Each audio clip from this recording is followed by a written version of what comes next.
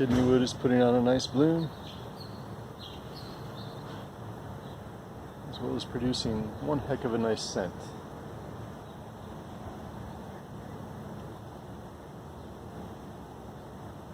Speaking of aroma, chocolate daisy, chocolate flower is still blooming.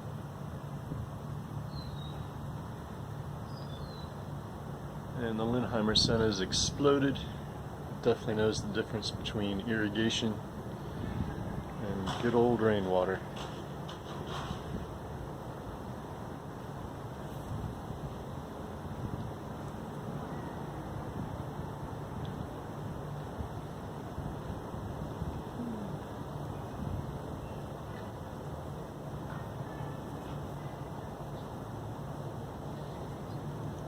Feel free to come on out and pet the plant if you need a little comfort.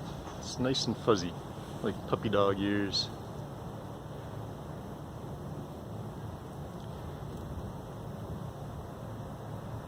And the annual Partridge Pea is doing its thing. If I could focus in on one of the many bumblebees enjoying it, I would, but that's beyond my skills right now. So, the garden has survived the summer.